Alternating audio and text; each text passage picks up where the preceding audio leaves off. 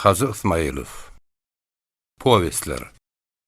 Aşgabat şäheri, Magarif neşriýaty 1990-njy ýyl.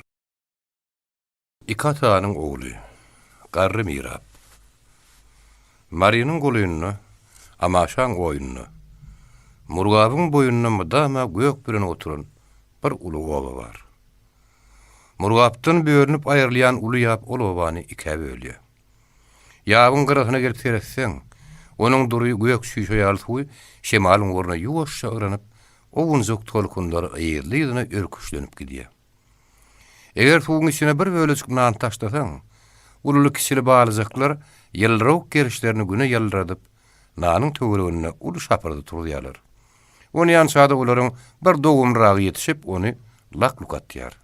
Balyjaklaryň hemmesi ýene-de suwuň düýbüne çöküp gözden gaýyp bolýarlar. Ýabyň iki tarapam yerden edil gamış ýar bolup çykan syrdam talagaçlardan doly. Onuň bir gapdaryndan giň gumrak köse geçýär. Eger her kime şo köse bilen köpürek gatnamak duş gelen bolsa, olar ertir aşam şo ýabyň boýuny syýryp ýören, a geçeklije daýaw we ak sakkal adama duş ýerýändirler. O şeýle daýaw bitenekli bolan üçin aşagynak eşek zordan görnýärdi.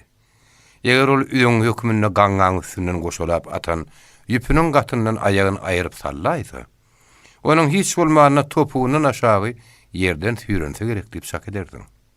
Ol adam özüniň şeýle daýagly ýalam agrasy. Ýollyza köp geplep ýörmegi ýa-da hiňlenmegi halamazdy. Egerde kim şol adamyň boluşyna azdan köpden syn edip ýören bolsa, elbetde ol adam soňky günlerde biýaşulyň boluşyna bir üýtgeçikligiň bolanyny, onuň ýüzüniň şähtiniň açylandygyny, hatda eşegini dikkirdedip çalazadan hiňlenýändigini, ýa bir guşşaga ýa-da bolmasa bir towşan şagazyny tutup geçýänini duýardy. Bu adam owan hormatly Miraby atany garagady. Goýul ýabyň suw tolkunjurapçyk aksyny dursun. Goýuň çinnäki barjaklar şarpyllaşyp oýnasyny ýörtünler. Inne habar kimden eşit? Habary atany garagadan eşit. Altyn aşyk. Atany garagy ömrüniň köpüsini Mirablykda geçirdi. Şoň şüýünem oňa diňe bir çağılar däl, hatda ýek ýarym ula adamlarym Mirab aga diýerdiler. Atany garagy moňa gynanmazdım, begenmezdim. Ol Mirab aga diýenedi. Öýsüň adyny tutýan ýaly "Ha, guzym" diýip jogap bererdi. Ol şeýle tüýji dilli adamdy. Atany garaganyň ýaşy 50-den geçdi. Aýaly sabr ejäniň ýaşy 40-dan geçdi. Emma buluň ogly gyýdy bolmady. Ikisi ertir aşam oturup perdentsizlik dagyny çekerdiler. Kim bilýär? Belki onuň sakkalynyň şeýle tiz agyrmagyna şolam sebäp bolanur. Dogry o adamlary atanalar agany kän tukat bolmagy goýmazdylar. Käte üýüşip oň öýüne gelerdiler. Käte de ýörüýte gurrunun diňlemek üçin çagyryp ýakyderdiler. Ol köňeden täzeden gurrun bermäge diýsen seper adamdy. Emma her aşam mihman gelip durmaýar. Sabr eze bolsa, öýüni ýapyp mihmançylyk etmegi asla da gowurmazdy. O gündüzüne diňe höwet edip, owaň çağalar bagynyň howurdyny tipirerdi, nahar bişirişerdi, çağalar ýuwunrardy, tersleşenlerini ýaraşdyryp goýberdi. Akşamna ölün iýigi bilen ýa şarky bilen güýmenip öýden çykmany turardy. Atanalar agada juda ýüdügerämese, sabr ejäni ýeke goýup gitmeýärdi. Ene bular her akşam şunun ýaly iki baş galanlaryny atanalar aga sabr ejäň ýüregini gysdyrmajak bolup, ony dilgir etmejek bolup, her heýleje gurrunlar edip bererdi. Erte gaýdardy. Onda da onuň asylmaýanlygyny görse, sabr, hani senem görüňden eşdeňden gurrun bersene. Ýeke men özümi lakkyladyp goýaýan diýerdi. Onda sabr eje, "Ay Mirap, näme men bilýän zadym mamy? Her görünmeşden mi gurrun edip bilýän bolsam, eýäm moğully bolaýmazmydym?" diýip jogap bererdi-de. Ýygyny gatyrak toglap we süýümli elinem gatyrak uzadyp ýuwaşlyk bilen gurrunga başlaýardy. Hawa ozulum biziň ýaly iki sany görgüli ärhili bolanmyş. Ol peti garalaňam ogly gyýdy bolmanmyş diýe. Ikisi madama uruşşok ýaly bir-biriniň ýüzüne siňerleşip seredeşip oturmuşlar. Emma olaryň bir garypsy goňşular bar eken gülü. Öýleri giýje günne modama toý ýaly, ulu şagalan asyl Alla nämelikmiş. Enen günlerde bir gün ýanky petwaraň aýaly ärne, "Aýu, biz näme günümizi goňşularymyzyň kyýaly aly ýad edip geçirip bilemdik. Olaň öýi hemişe toý ýaly. Sen olardan sonra bize de şoň ýoluny öwretsinlerle" diýen. Ärem, "Ya walla keýwany, şunu bildiň-o. Dogrudanam şonu sonra şaýmak gerek. Aýyplat däl ahyryň. Al şu mahala senni şoň ýaly akyl hiç berýemediň kellämide gelmänler" diýen. Ene günlerde bir gün ýanky benne goňşuny görüp oň ýanyna barypdyr. "Salam aleykum goňşy." "Wa aleykum assalam gelen ýagşy." "Goňşy, men senden bir soragym bar. Bäbit dolaýdy oturuň. Aýsam, näme üçin bizim öýümüz mazarlyk ýaly dymdyrslykdy?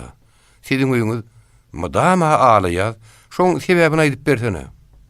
"Goňşy dost, oň sebäbi bizim bir altyn aşjagymyz bar. Biz eger hele ertir akşam şo jaga aşygymyzy goýunap, hediredip oturýarys.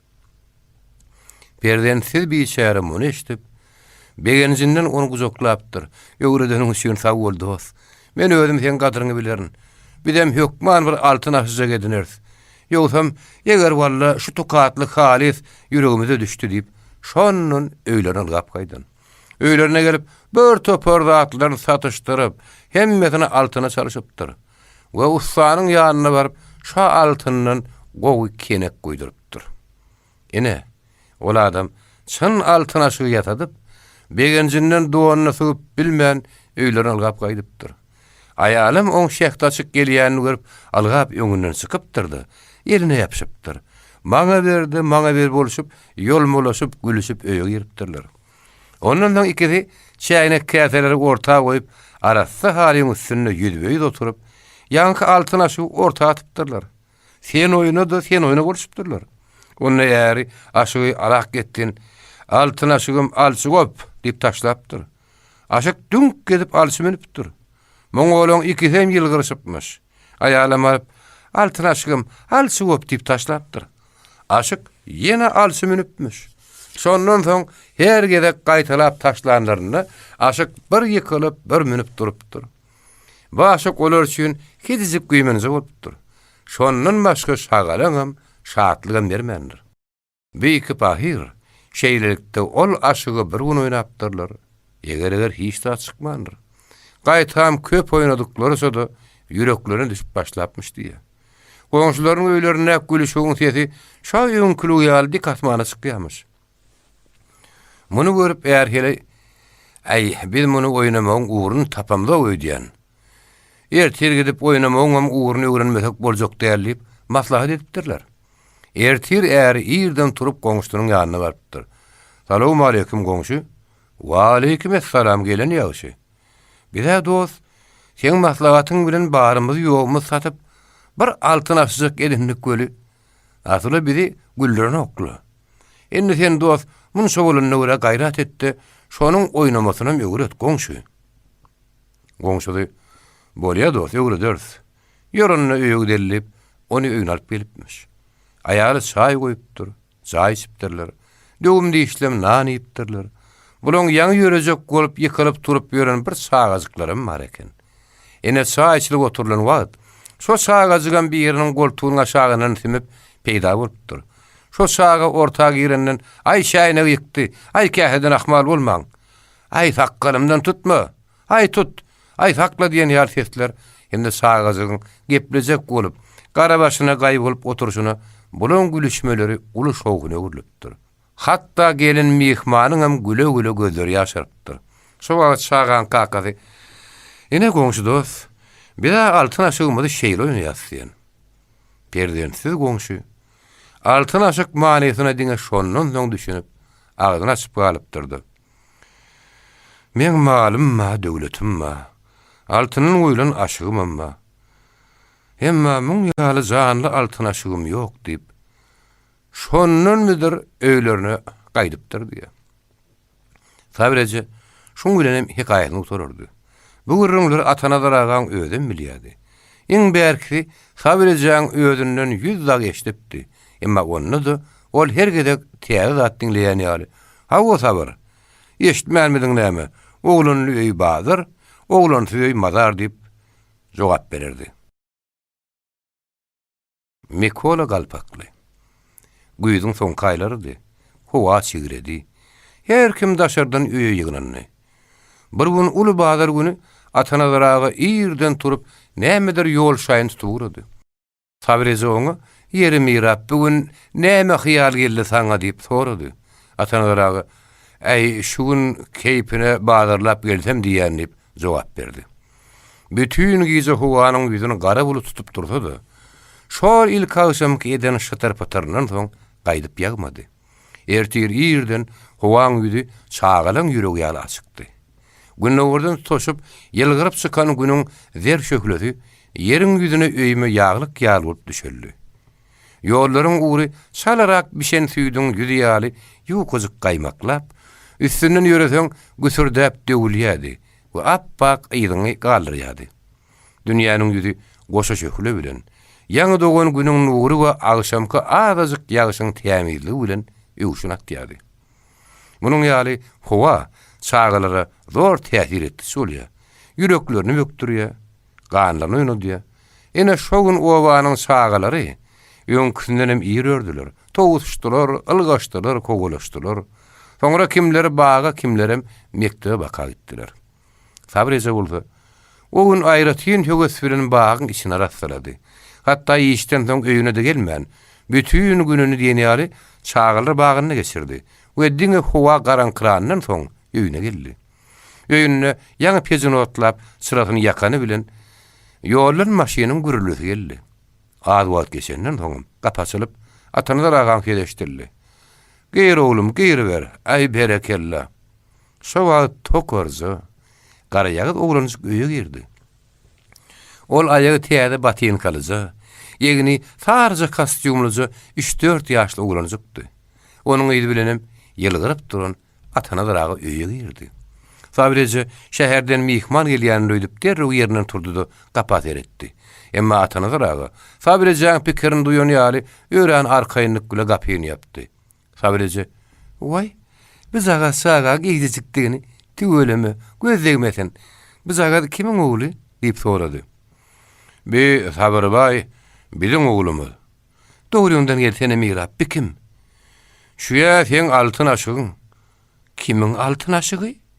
"Diýene sen altyn aşygyň." Sabreze "Şinnidem nämäniň nämedigine gowy düşünmän." Ýylgyryp çağan ýalyna geldi-de. Oň elini tutsak boldy. Oňa habar gatsak boldy. Emma çağaçyk garaja gözlerini tegelep Sabrezeň ýüzüne ýit-ýit seretdi-de gaýra çekildi. Soňra da atanalar agan arkasynda bukulyp, şo taýdan geň galyp ogryn satir etmäge başlady. Atanalar agan "Utanma gudym, utanma. Biseň ýejeňdir" diýdi. Emma oglanyň aňsatlyk bilen ananaýmazygyny duýandan soň "Aý Sabirbay, sen tek muň bilen işiň bolmasyn. Görýän görsen ören ardan tanyş boljak bolýasyň. Muny ýöňe öwrenişdirjek bolsaň ilki muň dilini tap" diýdi. Sabreze inne az kim düşünüşip derrew iýme içmek taýýarlamak bile boldy. Özi hasardap işläp durkady, iki doda bir ýere gelmän, "Way munyň gowjadygyny, way munyň iýjejikdigini. Sen muny nirden tapaýdyň? Bir nirden sen ýadyňa düşdi" diýip dynman gepläp ýördi. Emma atanadaragy oň sözlerine jogap bermän, oglanyň papazygyny, penjegini çykaryp halyň üstüne turtdy. "Oglum, ýankyzy karabadan men ýörüýte sen üçin alandyryň" diýip daşaryk çykdy. We bir kijiji karabady goltuklap alyp girdi. "Ene oglum, sen şuň üstüne ýatarsyň. Ene bir ýatsyjyň bolar, anha bu bolsa düşegiň bolar." Emma ol oglanyk şinnidem gözüni tegelep çyk. "Bünä tanyş tama, dugurlaky nagyşly şkafy, sannyga, galaýtada Sabreze aýratyn mümkürlük güle teredip durýardy. Onyan Sabreze käfäni gaýmakdan nolaryp getirdi-de. Ýumşak nan bilen oglanyň ýöňüne goýdy. "Ine oglum, utanmady iýber." Soňra Sabreze kagyň üstüne kökü we kemput döküp oglanyň ýöňüne goýdy.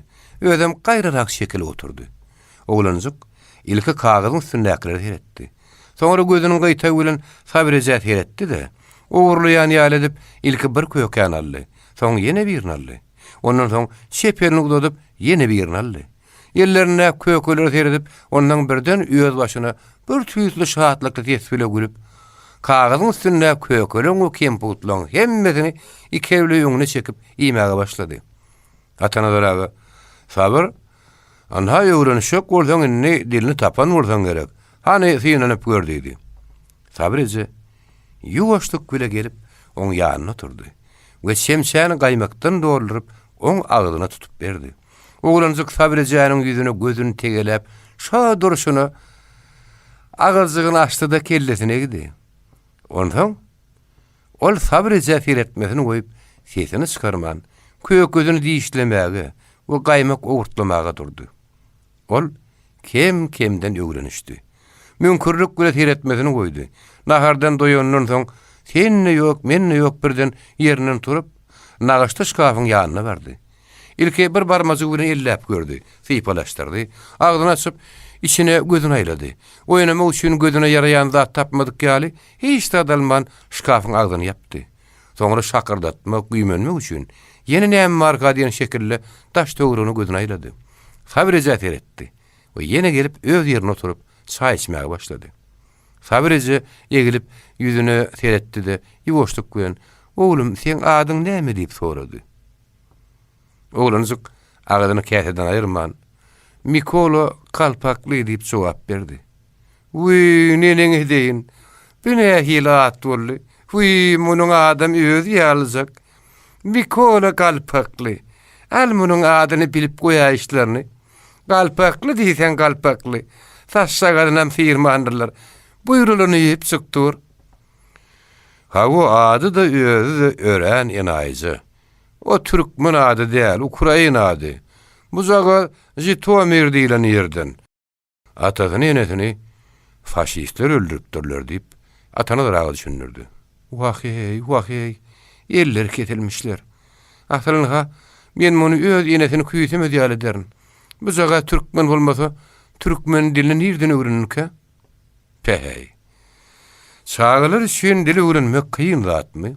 Şäherde 3-4 ay Türkmen şagalarynyň arasyna bagdy bolup, ýeýäm öwrenip gidipdir. Goý kiçijik Mikola, özüniň atasynyň enesiniň öýünde öwrenişden ýörsin. Goý sabir eje bilen atanalar aga. Inni perdensizlik dagyny çekmedinler. Inni habary kimden eşit? Habary Mikolanyň öňkü öýlerindäki durmuşyndan eşit. Kiçijik awçy.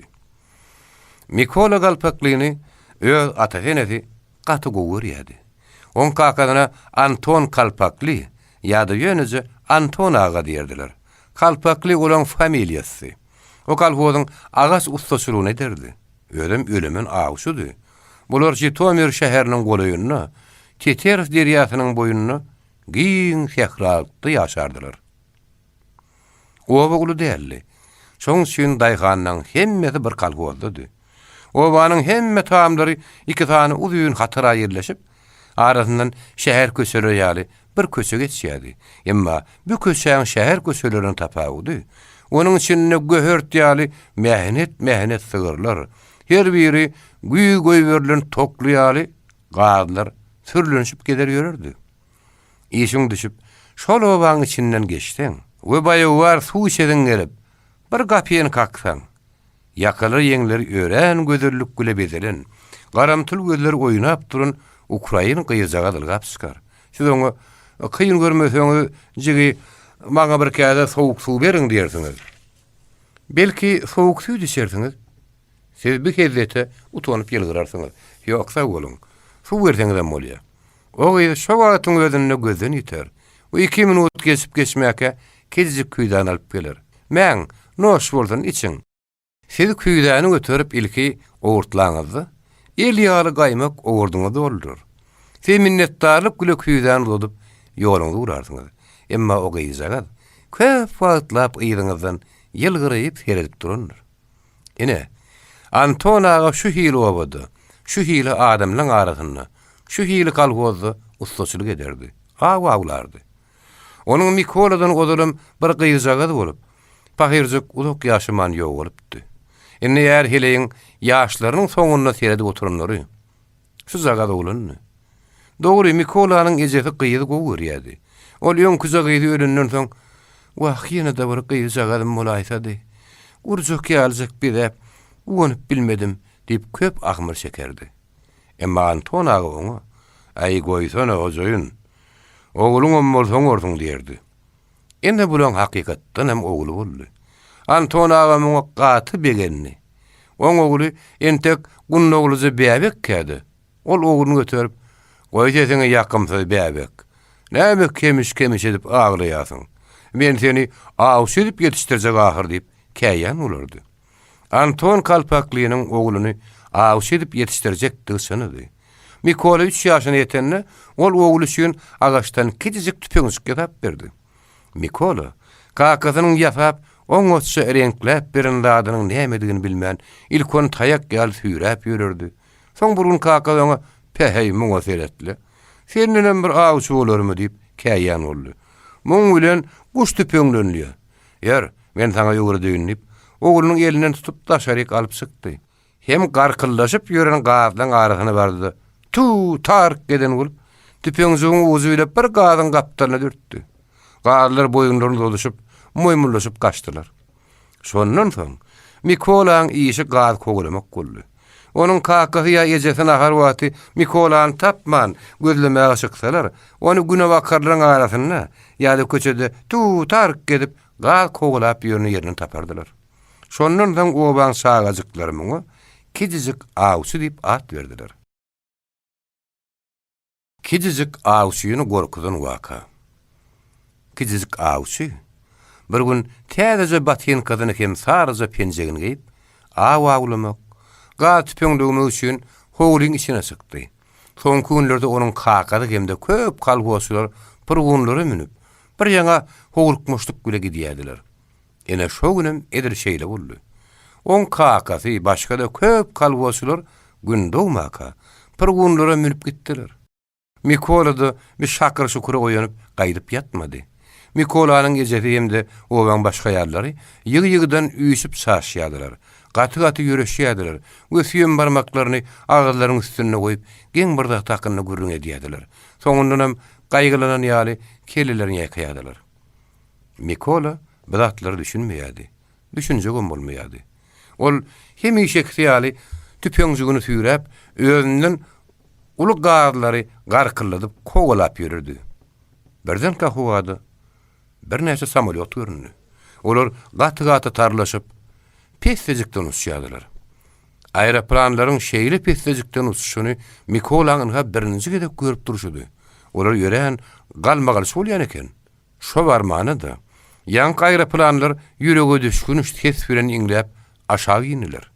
Hemişe Mikola aeroplan görse begenerdi. Sagazyklar bilen bir ýerek ýygynyp oňa tomaş ederdi. Emma ol bir gedek gaty gorkdy. Hatta gorkujugyny bir durun ýerine butnaman samolyotlar seredip durdy. Soňra ejem çagyraýyn. Goýal bu samolyotlar birden kogusyn diýen pikir bilen "Eje, görsene bulary" diýip gaýyrdy. Emma oň sesini eje eşitmedi. Ondan Mikolanyň ejesine gaharlanyp aglasy geldi. Ol gahar bilen ýerinden bir ketejik alyp onu samolyotlara tarap syňdy. Emma şo wagt ýakynly bir ýerden uly gümmülleşdirdi. Mikola muň ýaly gümmüllüleri olaran bir kedek eşitip duryn, beýle gorkmany. Bu kedek gümmüllü gaty erbet boldy. Muňam sebäbini ol özüniň kedekligininden gördü. Çünki bu kedek uly tozan turdy, ýer sarsdy. Mikolaň özü mikildi. Tamryň ýapyşgeleri şakyrdaşyp dögüldi. Gazlar boyunlaryny süýündirişip, gaty-gaty garkyllaşyp kaçdylar.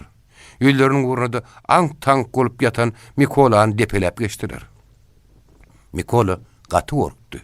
Onuň gaty gyýgyryp aglasy geldi. Ondan Mikolanyň gaty gahar gelip birden bokurdagyna sygdygyndan gyýgyrdy da aglady. Ýerinden turup öýe gaçmakçy, hem ejesine ýegenmekçi boldy. Emma şo iki arada samolyotlar ýene iňläp aşağı ýiniler. Bir zatlar erbet patyrdy, ýere şabardap döküldi. Mikola ýene örenem gaty gorkdy. Ol ýaşly gözlerini aeroplanlara tegelep, bar güýji bilen sırlap aglady. "Eje! Olar sesi bile gorkup kaçırjak boldy. Emma kizicik Mikola şunça gata gıygırsa da ol äpet bir alar muň sesini eşitmedi. Ondan Mikola şo yıkılan yerinde tüpeňjüni hem taşlap gıygırıp öýlerini tarap kaçty. Gapynyň agdyna ýetenne ol öňküsinden hem gaty gorkdy. Gara tüssü tamyň gapysyndan goý epişkelerinden zogdurup çykýady. Ýarnyň aýylgany şary gazgylt dilleri onunla munna çabyrap ýokurykda daýady. Kicicik Mikola ikel jagad bilen galpaklaryny penjelep tutdy-da öňküsinden hem gaty gıygyrdy. Onuň tüssä demigip köçe tarap kaçty. Ol köçe açkandan soň geň galyp töweregini heretdi. Aglamasyny goýdy. Aýarlar we çağırlar gıygyrşyp bir tarapa ýadylar. Tygyrlar moğlaşyp başga bir tarapa kaçýady. Hemme ýerde tamyň üstünden ullokan otlar çykýar. Köçe tüssüden dolupdyr. Bir aýal eller aýaklary zansyz ýaly sallanyşyp ýatan şagatyny bagyryna basyp janysyz sesi bilen aýrlýar. Mikola gaty geň galdy. Ondan ol gapdalyna seredip ejetini gördü. Başga ýerler gıygyrşyp kaçty. Muň ejeti arkany düşüp ýatyr. Mikola ilki ejetinden öýkelejek boldy. Emma näme üçin oňa ýüregi tap getirmän algap ejetiniň ýanyna berdi. Görse ejetiniň saçlary köýne öýül bolupdyr. Onuň ýüzüne bir tüýsli garamtyl gyzyl suw gatap galypdyr. Mikolaň ýüregi agdy. Ol hamsyp "Eje, tur" diýip gıygyrdy. Emma ejeti şo bir boluşuna gymyrlaman ýatyrdy. Gaýtam öňkü gatan ganlaryň üstünden çalaja bulrak täzeden gyzyl suw syrykmaga başlady. Mikolanyň göwnüne gaty gıygyrsaň ejeň turur diýen ýaly boldy. Şoň şeňe bokurdygyna sygdygyndan gıйgyryp "Tur diýen" diýip aglady. Emma ejeti onda da turmady. Gaýtam onuň ýüzünden ýene-de gan akmaga başlady. Mikola janysyz gıйgyryp aşağı oturdy. We eli bilen ejetiniň kellesini gymyldatjak boldy. Eli gan boldy. Şondan soň Mikola erbet bir zat duýan ýaly bir ejetiniň ýüzüne bir de köçede ylgaşyp barýan adamlar seredip aglamaga oturdy. Şo wagt bir adam ýoldan sogulup Mikolanyň ýanyna geldi. Bir diýdiniň üstüne çöküp eli bilen Mikolanyň ejetiniň eňeginden galdyryp gördü-de. Näme üçin kellesini ýaýkady? Hem ýuwuşlyk bilen Mikolanyň ýüzüne bakyp, "Oglum, aglama" diýdi. Mikola oň näme üçin beýle diýeni düşünmän mölerlip seretdi. Ondan ol adam ýerinden turdy. Mikolany göterip geçip barýan pırgunyň biriniň üstüne taşlady. Mikola ýene düşünmedi. Emma pırgunyň gitdiçe ejetiniň daşdy galýanyny görenden soň ejetine tarap elini uzatyp "Ejem galy" diýip gıygyrdy. Arabadan düşüp golpdady. Emma muny goýbermediler. "Men ejeme gitjek" diýip aglady. Onu da goýbermediler. Pırgun gaty tigirlenni. Ilgaşyp barýan aýallaň we şagalaň hemmesinden uzul üstüni yarın bilen tüsse basyp ýatan oba uzakda galdy. Soňra da gözden ýitdi. Inni näme aglamaly? Kicicik awşy täze ýagdaýa tidi görünüşdi. Inni ýere düşelen hallarym, nagyşlaşkapym, sabirejede onu geň galdyrmaýady. Ýönel başga bir zat bile hiç oňşup bilmedi. Onuň awaglamak üçin bazardan ýürüýte sardyryp getiren tüpeňi bilerek gorup gidip barýady. Bir ýerlerde howlyň içini doldurup ýören gazlar ýokdy. Towuk bagulyn ýöne olaň hemmesi akylsy eken. Ora üren gaçak. Horallar bolsa ýaman gaharjandy. Mikolaýan towuklara onun meşädim ýetmäke olar ýeýem heşerlenişip gaçyp guraýardylar. Diňe bir gadyl horaz ganatlaryny güberdip batly gıýgyryp gaşşagyny ýa topuljagyny bilmän durýardy. Inni näetmeli? Awaglamak ýokman gerek. Ahyr Mikola şo gadyl horazy awlamak ýüregine dugdy. Ol tüpeňjügini eline alyp towuklaryň üstüne oturdy. Towuklar gıýkylyklaşyp dyýır pytarak boldylar. Emma gadyl horazy gaçman, haýbat bilen gıýgyrdy. Ganatlaryny kakışdyrdy. Mikola onuň haýbatyndan gorkman, ýüzüniň uğruna onuň üstüne topulany bilen ýanky horaz ala dendire turdup Mikolanyň üstüne togusdy. Mikola bu horazdan çala gorkmady. Tasol ýelinde tüpeňini taşlap aglapdy. Emma awsulugy ýadyna düşüp tüpeňini süýräp gaçdy. Gyzyl horaz ýeňenniň duýanyň soň ýene de gaty gyýgyryp ganatlaryny patyrdadyp yeter yetmek kogdy. Kidizik awsy öňküsünden hem gaty gaçdy. O ýerine garaman şakırdap öýe girdi de epişkeden teredip gördü. Gyzyl horaz gapynyň ýanyna boýuny tutup kellerini sararaga da gyşyrdyp garawullap durdy. Mikola şogun gorkuzygyna tä awşamasyny öýden çykyp bilmedi. Indi näme maglumy ol? Gaz ýok, towuklar gaçdy. Gyzyl horazym gaty gaharjaň. Kidizik awsy üdüm diýilýän zady birinji gedek şüýerde ýyp gördü. Üdüm onuň agdyna gaz etinden tüýjü görünni. Şoň şüýnem ol mundan beýlek üdüm aglymy ýüregine dugdy. Çünki üdüm birinizden gaty tüýjü, ikinizden hem ol akylly, towuklar ýaly gaçmýar. Şoň şüýnem ol her gün ezefi sabrece bilen bağa çykyp bir bedire üdüm aglap gelerdi. Emma Mikola birin şagalaryny gaty galady. Türkmen şagalary Mikolany gowy ýadylar. Alaýta da munyň türkmençe gepleşini eşitjek bolup, oň ýanyny aýrylmazdylar. Olar mundan "Sen adyň näme?" diýip soranlaryna ol "Seniň adyň Mikola" diýip jogap bererdi. Muňa şagalary hedil edip zykyrdaşyp gülerdiler. Mikola da gülerdi. Şagalaň arasynda oň iň ýörgün nady galpaklady. Mikola şagalarly oýnamagy gaty gowy ýady. Hatta ol nahar ýep oturan wagtam daşardan şagalan "Galpakly, gel oýnaly" diýen tezini eşitenden o derru garynzygyny tipan bolup "Kaka, men doýdum" diýerdi. Atanalar agurdy "Ýok oglum, entek iyi. Oyun her gaçan tapylar.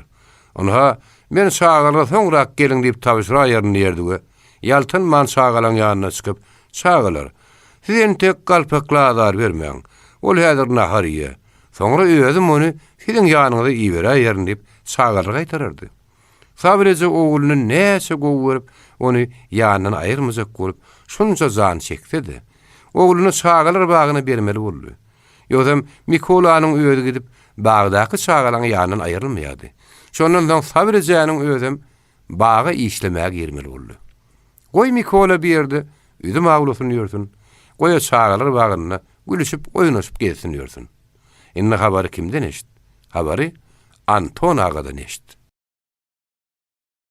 Aýralyk dagy. Uruşun äpet ýanyny ummatsız deňiziň tolkuny ýaly mewzup ýakynlaşýardy. Kalhosary ýetişdiklerinden buğday tezirek ýygmakçy boldylar. Kidizik awsynyň şo gorkonyny on kakady we başga kalhosary ora gurmaga gidipdiler. Emma bogrun desseler, üýşüren harmanlar meýdanyna galdy. Gün orta çaglardy. Birden ka onnun munna gümpüllü turdy. Oğulun üstünde tozan gopdy. Tüsseler bulut ýaly bolup asmana göterildi. Uzakdan atışyk we gykyl geçdirildi. Adamlar öýlerine ýetişmek, obada galan saga çuwalarynyň hallaryny habar almak üçin kim purwunly, kim piýada oba tarap ýeňdiler. Daýhanlar oban gyrasyndan gelenlerini olan gahardan we gorkudan ýaňa gözleri hanasynyň çykaýyn diýdi. Hetdiň görse obaň içine gir. Yaraly hyrlar. Arkada bişen atlar, itler, ganaty ýanan gadylar, gözler ýok ýaly molaşyp çyňtaşyp, düşsäň içinden dadanaklaşyp çykýarlardy. Ýüzleriniň uğruna duş ýerenleriň hemmesini baskylap, meýdan tarap okturýardylar. Bütün obanyň üstüni tüsse bilen ýalyn böräpdir. Anton aga oban gyrasyna gelenden purgundan tozup düşdi-de, düşsäň içine gözden ýetdi. Ol öz öýüniň deňine ýetenni, öýü şakırdap aşağı çöktü. Narın şýalyny lowlap asmana göterildi. Anton aga Kägin mernin ýaly öz howlusynyň içine kürsep girdi. Howlunyň içinde ne aýaly ne ogly hiç kim ýokdy. Öýü içiniň ähli goşgolaň bilen ýanýa. Şolaň arasy bilen Arman onuň awtpyňym ýanypdyr. Ähtimal. Ýok. Öýüň içinde olaň näme işi bar? O zatlar pikirine gelenine adamyň ýüregi ýaly bilemejekmi? Ýok, olar gaçanlar. Öz öýüň ýöwseleň ýanyp durany görmekden aýrylgan ştat barmy? Emma häzir bir öý. Bir ýalyn Anton aganyň gözüne diýilmedi. Şu mahal onuň ogly bilen aýalynyň bir habarjyk eşdiläýdi. Onu öý dagy näme? Men Mikola mawsudur. Ol köpeýde oturuşdy derler. Şu ýyly mulaýym pikiri kellesine geleni bilen Anton agam göwüni giňen ýaly boldy. Ýüzi aşyran ýaly boldy. Ol derrew güne bakarlaryň we Mekke joganyň arasyna nokturly. Ol köp gözlemeli bolmady. Güne bakarlaryň arasyna girenne. Kiçik ağ suýunyň tüpeňini tapdy. Anton ağa o zaga tüpeňi emaý bile göterdi. Wagt öz oğlunu tapan ýaly egilip onu salaja owşady. Kellesine dolan aýrylgyn spikerleri kowmak üçin öz göwünni öz Allah'nyň peýda bilip bokurda ona sygyrgynyny gıýgyrdy. Men oğlum diýeri, adamlar, dostlar, size diýen, eşdiň, men Mikolam diýeri. Emma muňa jogap beren bolmady. Ol öz sesinden özü gorkdy. Aýrylgyn spikerler elçekmeýän kellesine doldy. Ýüregi synasyny ýaryp, daşyny çykaýdym diýerdi. Soňra ol tanyş bir zat görünýär aşağı geldi. Anha, Mikolanyň el jagadlarynyň ýygy. O ýykylypdyr. Dogry ýykylypdyr. Emma gan ýok. Anton ağa dälirän ýaly bolup, ýene-de aýrylgyn spikerleri özüniň kowmak üçin gözüni ýerden aýyrmady. Eşdiň. Hani kimma? Gelin. Gan ýok. Ynanyň gan ýok diýip gıýgyrdy. Moňa ýene-de hiç kim jogap bermedi. Soň Anton ağa aýrylgyn spikerlerden gaçýan ýaly. Tüpeňi bagyryna batyp köçe tarap ylgap gitdi. Anton kalpakly. Köçe çykyp, hani ýyl näme diýäkä diýen pikir bilen iki ýanyny gözaýlamaga başlady. Görse onuň meşädim gapdalyna bir aýal arkan düşüp süýnüp ýatyr. Anton agam gözleri gaşynyň astyna girip gitdi. Bir garadan ürkýän at ýaly böwür berip gözüni şoňdan aýyrman tiz ýörep baraýsa, öz aýal bolup çykajak ýaly ýuwaş-ýuwaş ýörep bardy. Ol ýakyn barandan soň dik duran ýerinden özüni aşap goýberdi. Emaý bilen elini oň boýunyň aşagyndan salyp kellesini göterdi. Çağalar, bir yatan aýalyň kimdigi ýadyňyzdadyr.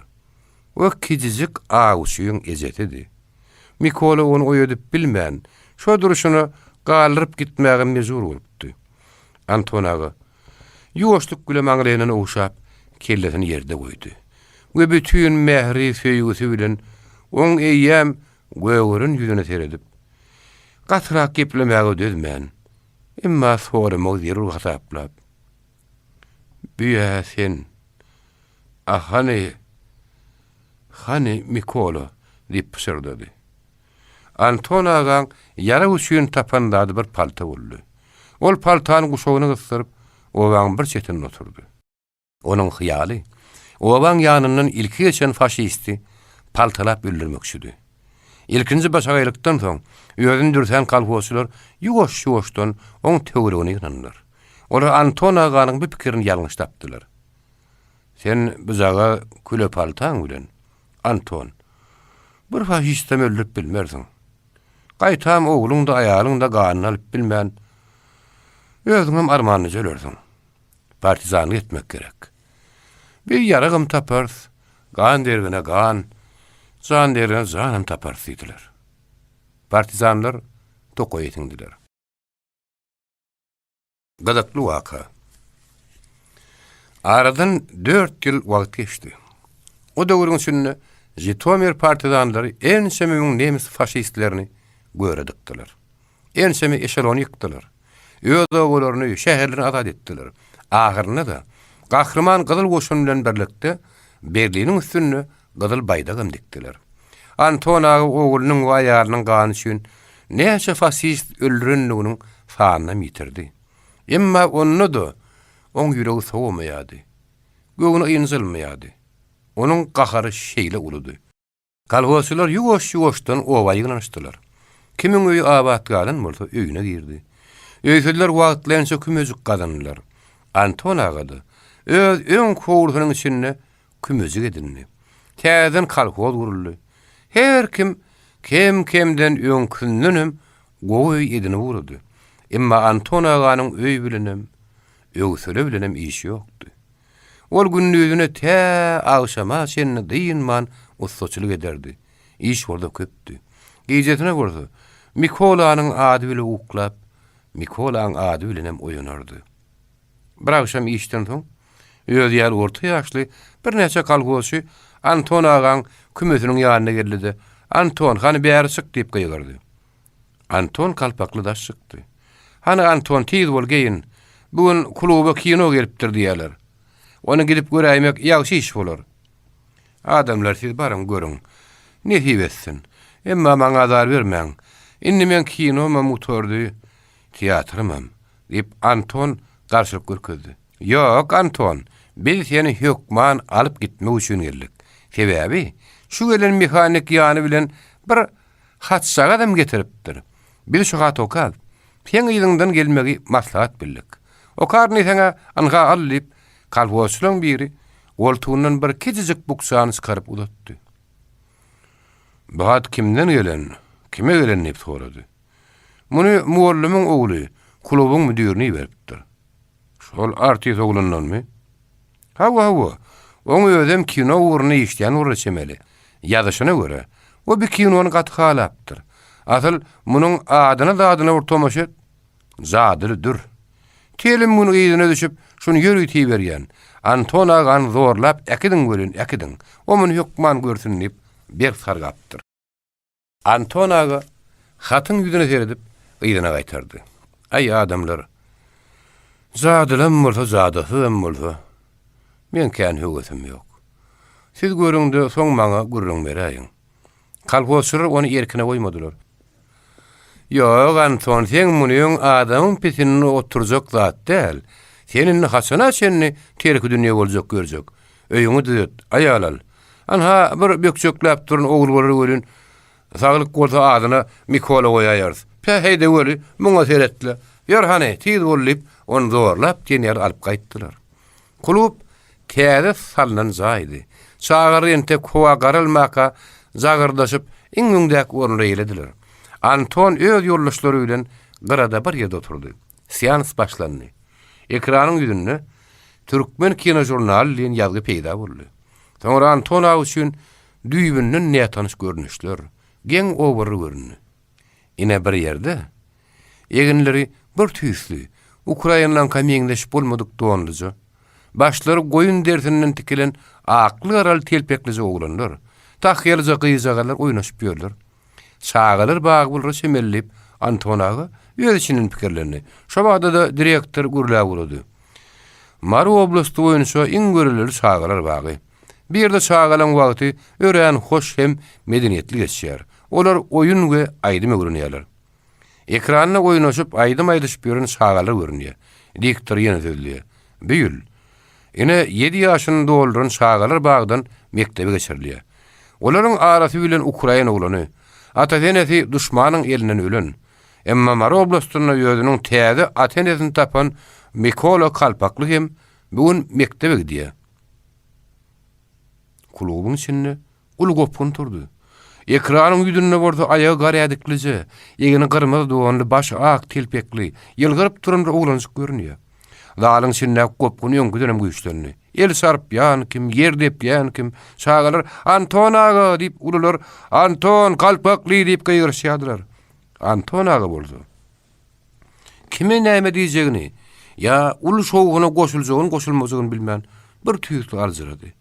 Bolup durýan zatlaň oýun nuguny şanlygyny aňşyrman bokurda tutuldy. Ahyryn gyssanjyna mehanik sakla görüýün diýip gaýyrdy. Ekrana bakyp Mikola, dur oglum, Mikola diýip gaýyrdy. Mehanik bir galmagal eşitsedi.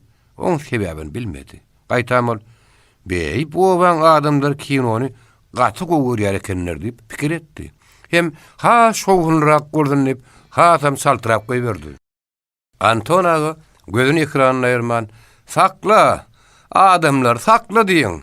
Goý gelsin bärik diýip garanky duýulany gaýgyryp zalyň içini tesi doldurýardy. Emma on ýança ogul gözden gitdi. Bütünlüğü başga zatlar görünüp başlady. Oturan tomasçylar soň käýe ýerde gülüşýärdiler, käýe ýerde el sarpyşýardylar. Şoň ýaly wagtlarda Anton aga gözlerini wagdyny giň açyp bir dikkaty bilen ekrany seredýärdi. Emma ogulyny görüp bilmeýärdi. Anton aga näme etjegini bilmän, birden oturmaga ýüregi takat etmän, niredigini öýden bilmän, emma gat howlup, zöwüde ýerine turýardy. Emma yollaşlary sıynaryny çekip oturdydylar. Munyň ýaly wagtda oň göwnüne Siýanys ömür gutarmazak ýaly bolup görünýärdi. Gyssanjyna derleýärdi. Berden käde pikir ýütgäp, belki men oglumy ýene görerin. Munun gowy nirä çek diýip oýlanýardy. Behil wagtda onun gözüne bütün film öz oglu hakyna ýaly. Ekranyň ýüzünde şonun başga adamy güýdi görünmeýärdi. Anton aganyň şu ýyly bolup pikiri salşanyny o ýerinden turup gitjek bolýardy. Sen nirä Anton? Mehanyň ýanyna. Howlukmy? Ana kiýene oturup adamlar dagaşandan soň bileze baraýar diýip ýollaşlary onu köşeşdirýärdiler. Siýanys gutaryndan soň Anton aga derrew mehanyň ýanyna barmakçy boldy. Emma ululy kişi adamlar munyň daşyny gabap her kim öýçe gutlaýardy. Kimi guzoklaýardy, kimi elini gysýardy. Hatda boýundan guzoklap, atylyp duranlar hem bardy. Anton aga zordan ýaly olaň arasyndan sırpyp mehanyň ýanyna algap berdi. Mehanik bolsa, eýem goşgolumny maşynyň üstüne ýükläp uramakçy bolup duran eken. Anton aga şunço ýetişäýänine gaty begenip, maşynyň ýanyna mehany uzoklap tutdy. Sorajoklardan ýadyndan çykardymy, ýa asly näme sorajagyny bilmeýänmi, bir tüýsli sakanyp durdy. Duýdansa uly şatlyk adam alzyrady ýa. Alzyrýanyň bolsa, uğursuz soralar köp bolýar. Ene Anton aga da iki elini mehanyň iki eliniň üstüne goýup, "Oglum, sen şu görkezden zatlaň çynmy ýa oýunmy?" diýip sorady. Mehanyk oň sorajak bolýan zadyna düşünmedi. O nähili? Elbetde şun. Yaran nady görkezip bolmady ahyry. Ýok, oglum, sen düşün. Sen şu gün men 4 ýyl mundan ozal ýitiren oglumy görkezdiň. Ýa gördüňmi? Mikola kalpakly diýen bir oglan ýylgyryp durdy. Gördüň gerek? Ha, o gördüm. Gören bolsaň, şol artistmi ýa men öz oglummy?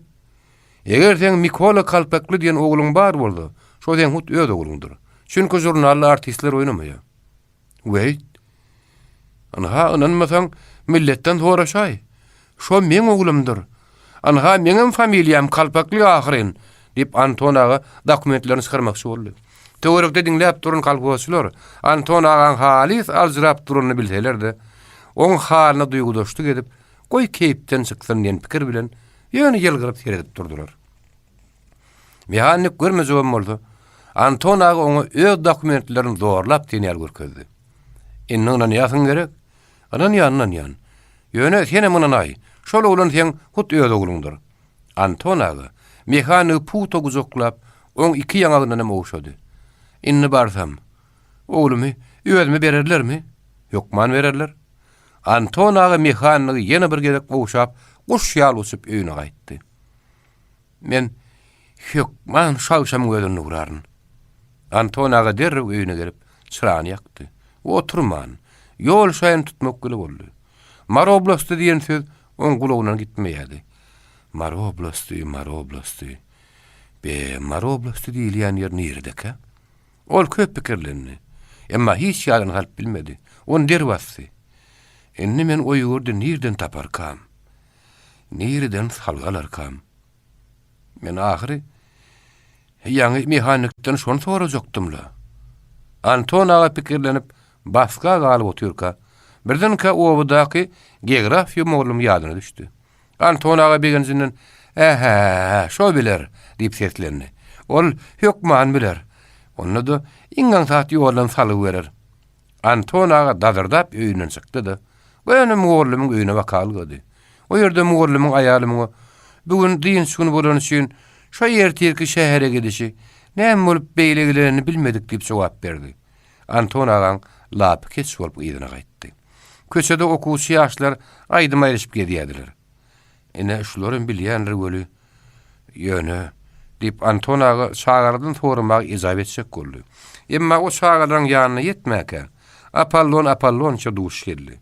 Ol adam öz ady bilen atasynyň adyny bile tutup ýözenmeseň gat halamazdy. Şoň üçin hemme kişi oňa Apollon işlerdi. Apollon şoň belli işleýän ýerem ýokdy. Kemalli bilýän adam ýokdy. Emma öli ol özüni gaty bilýänlerden saýýardy. Hiç kime göwün ýetmezdi. Berlini işi halamazdy. Emma haýsy işiň başyna otursa-da, öňürmeýän üçin onu aýyrmaly bolýardy. Her nijikde bolsa Anton aga oňa ýüzlenmekçi boldy. Ha, dostum Apollon, saglyk mı? Saglyktır Anton ağa. Gutlama ruhsat berin. Bir hoş habaram eşitip siňiz diýip eşitdik. Ay sağ Apollon. Şeýle bir zat bar. Ýöne sen maňa han ýol salyber. Bir Mary oblasty diýilýän ýer nirede bolar? Onuň dogry ýol nähil tapmaly? Apollon elini maňlaýyna goýup alkymyny ýokurrak galdyrdy. O gözlerini gaşlaryny tutup çoň pikir etdi. Esli wagt geçenden soň elini maňlaýyndan aýryp ören kıyındaly diňe bir ýol oýlap tapan ýar şekilini. Aha, tapdym Anton ağa diýip setine bat berdi. Mary oblasty Hytaýyň edil orta arasynyň aňyr çetindedir. Ýagny şunyň otla menip Asiýa, ýagny Afrika barsaň. Hytaý diýenler edil 5 adymlyk ýerdedir.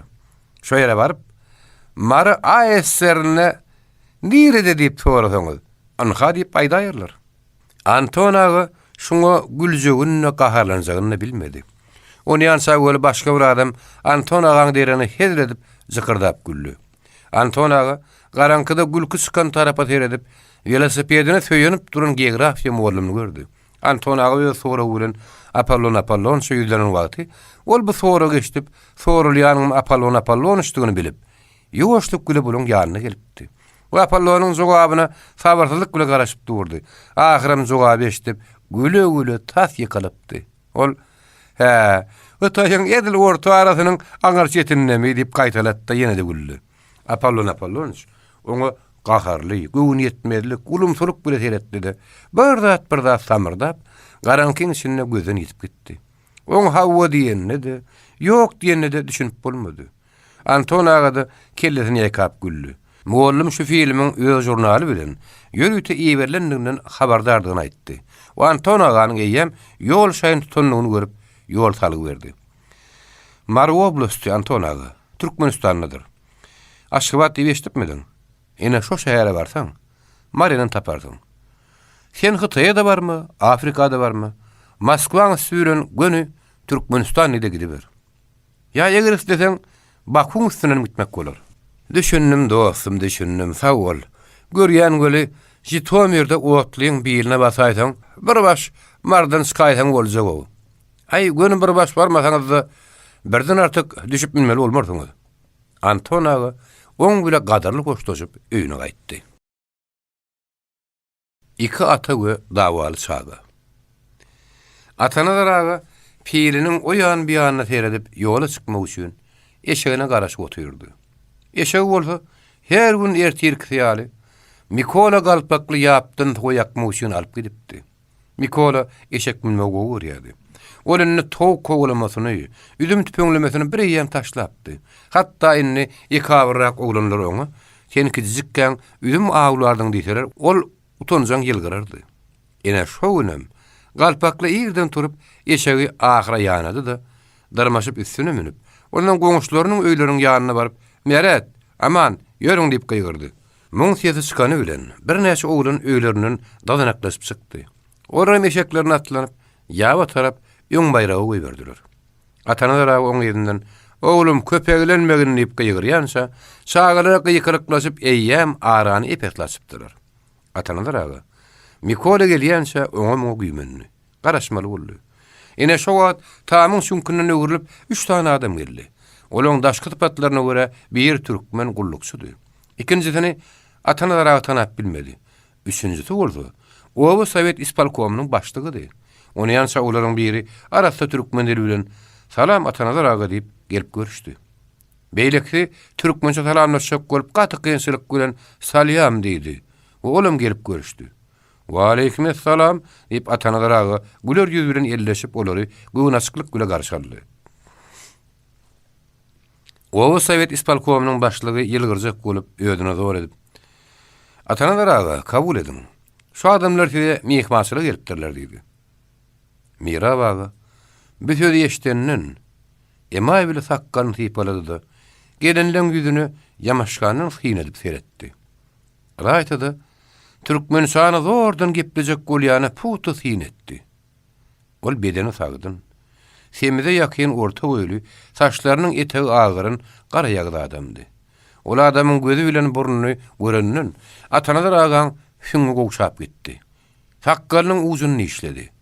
We şo häziriň gözünde gapyny iki bilen açyp, "Girin, gadyrly mehmanlar" diýip ýüzlendi.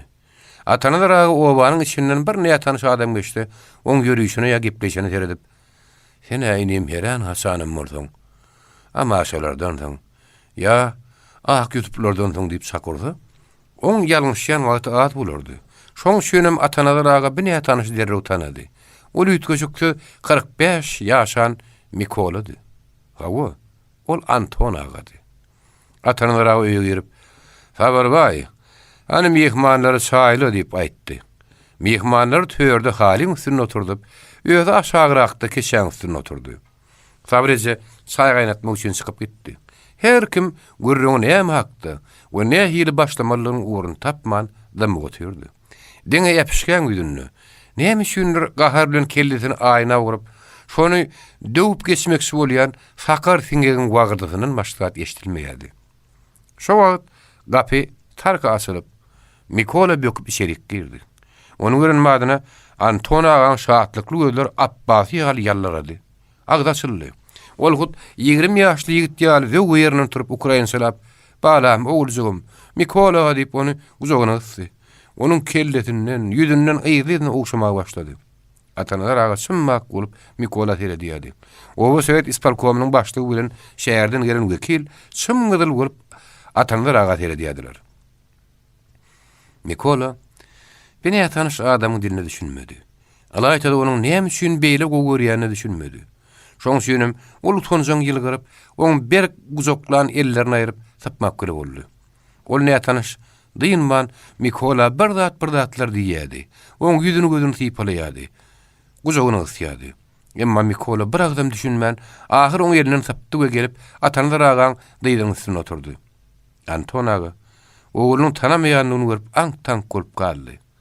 Öýüň içine ýene ümsümlügiň aralaşanyny bilen, äpşigidäk sakar tiňek, oňa gözüň üstüne burnuň bar diýen adam bolmasady, ýözüni götürüp ýapyşga urmagy, oýunkudan beter aly wagt etmäge durdy.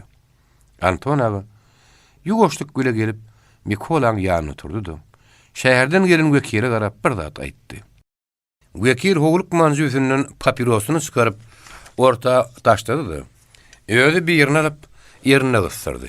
O şoň ýaly sabırlyk bilen otu çöpüni çykaryp, papirosyny otlady we agdyryň tüssüzini näme üçindir dik ýokaryfläp gurrunga başlady.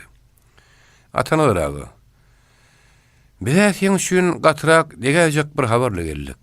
Belki özüň meýem aňsaňyz aňansaňyz." Anton aga bir gepleýäniň ýüzüne, bir atanalar agan ýüzüne seretmäge başlady. Oba Sowet isparkomynyň başlygy agyr göwresini gowsunduryp, jüwesinden şakkyny çykardy. Ozaram aşakdan ketirenlik üçin eti gyzaryp duran darnaklarynyň uzuny ýonmaga oturdy. Atanalar aga bolsa, sakkalyny sypalap, daşynyň göräýmek ören arkaýnyk güle diňleýärdi. "Hawa, siz 3-4 ýyl mundan gozal. Ören bir asylly iş başladyňyz. Ýagny şäherdäki şagyr bagyndan Mikola Kalpakly diýen bir ogluny özüňize prezident edinmek üçin alyp geldiňiz. Bolamyň ha, ine töweleme mektebe gatnap ýören oglun bolupdyr. İyi edip siňiz ulaldypsyňyz. Hawa bir ören gowy iş. Siziň görülýäňize ýerip kän adamlar atasy enesi şagylary prezident edinler. Ýöne bolun. Anha şo turun ýollaş Anton Semyonowyç Kalpakly. Siziň ogluňyz Mikola Kalpaklynyň kakasydyr. Mikola Kalpakly. Şöýleri eşitenden soň bir tüýsüz zatlar oň ýadyna düşýek boldy. Yan taamlar, tüssü, ejesi, pırgun. Bulon hemmeti düşýär olup kellesine geldi. Ol oglunyň kellesine görüp Anton agan ýüzüne asrynyk bilen seretdi. Goýuny bir zat syzyp, şu magala şeňni sabırlyk saklap, gapyň sırtyna diňläp oturan sabır ejen ýüregine howtala düşüp, ýugoşlyk bilen çelik girdi. "Hawa, şu benne oglum" diýip halit edilen dur. Özüňiz görýäňiz. Şu mahallaga bir agaz gepleşek bolsaňyz, oň gözleriň ýaşy paýardap döküljek. Näme geregiňiz ogul bolsa, atanalar aga özüm öňüňize düşüp gideýin. Belki ýene bir şuň ýaly oglanjyk taparys. Oň şünem tapan begener, tanan alar diýen ýaly. Ýollaş kalpaklyň oglun özüne bereýin. Sabreze durup bilmedi. Yok hanım, bir ayıp bilmez. Mikola janymyň ata tenesi ölüpdir. Eger ata tenesi ölmedik bolsa, bir eýilije şaga bir ýerlere düşmezdi. Men ýigit çykan oglumy her gelene berip goýberip biläýmen. Beýle der gelnije. Bir her gelen adam däl ahyry. Her geleni özümizem alyp geljek däl. Biratlaň aňarsyna ýetildi. Iň berkdi. Bir ýollaşyň ady, familiýasy Anton Kalpakly. Siziň ogluňyzyň ady Mikola Kalpakly. Şonunam meýalim ahyryn. Nireden o meýalim bolaýýarmyş. Asyl men oglumyň familiýasy bolmaz. Oňa hiç kim Kalpakly diýenler. Ýöne ilk gelene kelle saçlyjady. Şoň üçin şagary allalarda Kalpakly diýiberdiler. Yok, eger. Dünýäde Kalpakly oglum köp. Barıňda gözläp beriň. Asyl men Mikola janymyň özüm gitmez diýip sabreze gyýňazyň uzy bilen gözüniň ýaşyny tüpürdi. Ol mektebini gaýdyp gelýänçe, ýoluna garap gözüm ýolly galýan janym. Innony baş bilen birine beräýmeli bolarmy? Başga bir wagt bolan boldy. Atana da ragoňa. Bar sabr. Sen öýdi işiň bilen boluber. Erkekleň gurruna gatyşma diýip, onu gurrun etmä goýmazdy. Emma häzir oň tapýan sözlerini atana da ragan öýe tap biljek därli. Şoň üçin sabrejeň delillerine göwün ýetip, bu hak söz diýen ýaly garaýyş bilen bu ekelim ýöne geretdi. Şu mahara şenni näçe aglat gelse-de, mertlik bilen çydam edip oturun Mikola Kalpakly birden gözlerini ýaşy dolduryp, müňürip aglady-da. Kellesini atana ragan diýdiň üstüne goýdy. Anton aga bozulup ýüzüne aşağı saldy. Owa Sowet isbalkomunyň başlygy gözüniň ýaşyny gizlemek üçin aňyrsyna bakyp ardynan boldy. Sabirece ymykly aglamak oturdy. Aýnynda sakar diňek wazardap, epişken tä ýokorsyny çenini ýetip, şo ýerden özüni dik aşağı goýberýärdi. Şo wagt atana daragy Mikolanyň kellesini ýypylap, "Sabr way, bersen Mikolany alla 5-10 minut daşary çykaý" diýdi. Sabirece Mikolaň elinden tutup daşary alyp çykdy. "Hanul gulogas" diýip atana daragy wekile garap, ýa-da gurruma başlady. Şu zaga oglunyň bagdan alnandygy siziň ýadyňyza düşýändir-de, emma biziň bagdan alnanmaz ýadymyza düşenok. Asyl men muny hiç kime ogullugyň diýdirýän nälerin. Her kim ogluň diýändir. Eger men muny berip siziň aýdyşyňyz ýaly başga bir ogluny alyp gelsem, oňa dogry Kalpaklyň tapylmajagyny men nirden bileýin? Ýok. Siziň munyňyz ters dawa bolýar. Ýok. Biz muňa asyl razy bolup bilmez. Wekil Sabrijanym watanyň raganyň sözlerini Anton aga terjime edip berdi. Anton aga kellesini gat-gat ýaýkap, üdül-kedil raýlaşmaýanyny bildirdi. Aýdyn. Bir pikir edip görsünler. Men oglumy goýup obama nähil gaýdyp baryn. Men ol obada nähil ýaşap bilerin. Ol oba maňa kapat ýaly bolup görünýär. Mikolajan gijelene düşme giriyor. Men ensime gijeri yatıp bilmän. Oglumyň ýykylan ýerine, tüpeňjugyny galdyran ýerine tä daňdan çenni. Ýyzlygyny çilimjek oturýan. Gün ýüzüne onuň oýnan ýerlerini heretsem, hut suraty zanyýal bolup gözüme görünýär. Men 4 ýyllap düşmanyň tyýylyny töwüşemde. Maňamda ma oglumyň sesi eşdirip durýan ýaly. Oň ruhy men gahar gadamy joşturýardy. Innem men ne ayalym ne de maşgalam. Eger oglumym ýanymda bolmasa, onu tüýüz ýurduny ýeka alan diýenler men bolajak. Ýer şundan soň siz men oglumy nähir bermän durup biljek. Ýedeniňiz goý ekläňiz üçin men zanym bilen minnetdar. Emma ýalbarýan. Men oglumy özüme gaýtaryp beriň. Wekil Anton agaň sözüni terjime edip bolandan soň atana aga ýüzlenip şeýle diýdi. Atana aga, görýäňizmi? Nenem şada meni närazy edip gaýtaryp bolar. Gelin, siziň ikiňiz üçinem men bir teklip çykaryn. Eger iki tarapyňam şu oglany gowurýan ýasyny bolsa, onda gelin meseleni şu oglanyň özüne çözdürelim. Galjak diýse, ekitmäge dözmersiňiz. Gitşek diýse de alyp bolmaz. Gelin meseleni şoň özüne çözdürelim. Siziň munyňyz ören dogry pikir diýip atanalar agy söze başlady. Ýöne meňin pikirimi Antonaga aýdyp beriň. Eger oň oglany gowurýan ýasyny bolsa, o meni şu ýerden zanipkeş enesiniň atasynyň elinden alyp gitmesin sebäbi diýsek, Antonaga özüne aýal tapynar. Olen tek ýigit adam. Oň şagatynyň boljagyna da şekimiz ýok, emma Mikola üçin ene tapaýjagyna, onda da sabyrdan gowy ene tapaýjagyna men gaty şühürlenýän. Aýalsy öýdi. Ya ügü eneň eline bir şagan halini çyk geçer. Ene Anton şu tarapyny ýada salsyn. Onsoň men siziň pikiriňizde razy bolýan. Anton bir sözler eşitenden soň şoň pikir edipdimdi.